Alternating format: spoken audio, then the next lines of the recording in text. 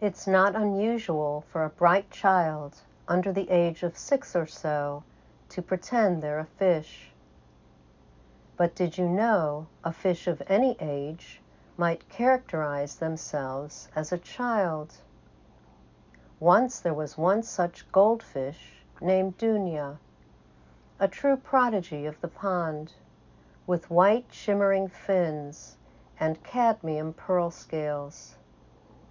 Little Dunya loved to be picked up, and would stick her small round head out of the water often, gazing upwards until some passer-by raised her up, pat the crown of her head, and returned her back to the muddy pond.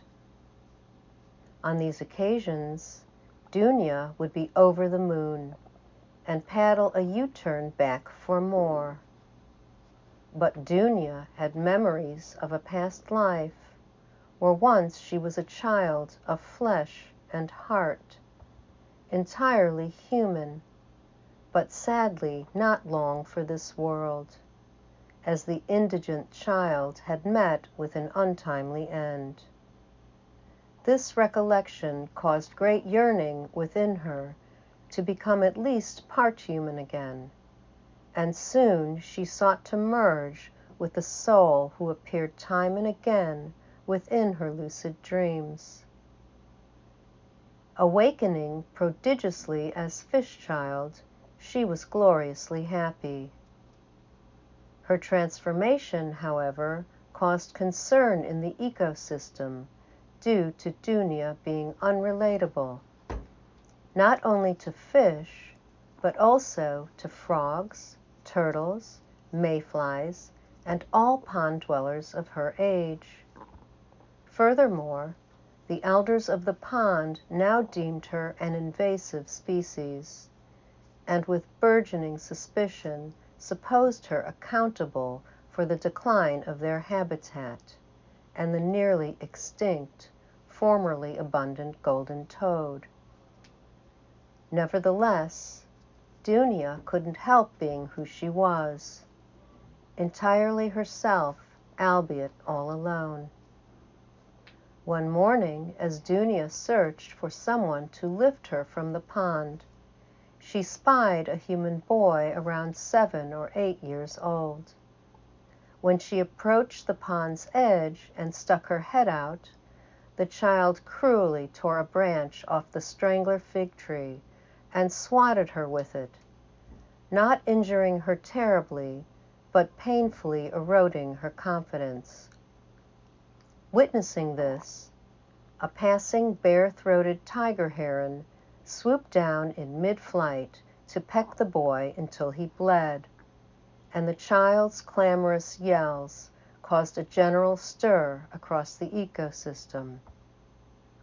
This can happen amongst humans too, when someone detests one person more than another, in which case they feel obligated to give the more offensive one a swift punch in the head. To the heron, little Dunya was a mildly disruptive human fish, the lesser of two evils compared to the diabolical boy, acutely beyond redemption for vandalizing the one tree most adept at removing pond pollutants. After jabbing the wicked child's skull multiple times, the heron exited fast, but in Dunya's mind he was now her true friend, unaware his only agenda was to save the tiny Dunya for his nightly twilight snack.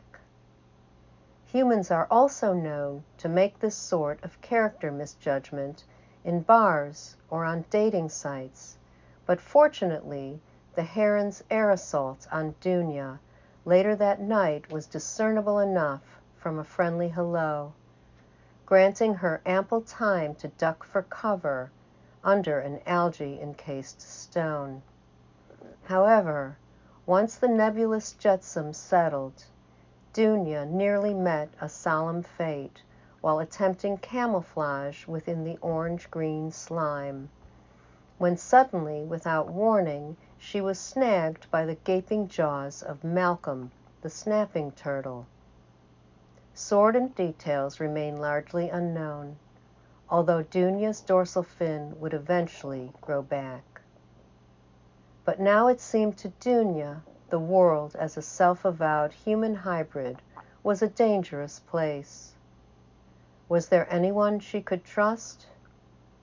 Dunya pondered the general estrangement she suffered throughout the habitat, generated by her yearning to be human. Subsequently, her attention to the predicament precipitated an epiphany. Dunya resolved to dedicate the rest of her life to pond viability research, at which point she was released from the snapping jowls of Malcolm, who recognized her spark of goodwill.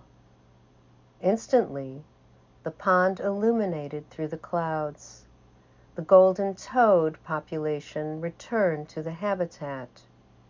Overgrown algae melted away, and the sweet acacia lotus abundantly rose through soft rainfall, as the young custodian Dunya, now adored belle of the pond, tactfully wagged her fantail and transformed the face of time.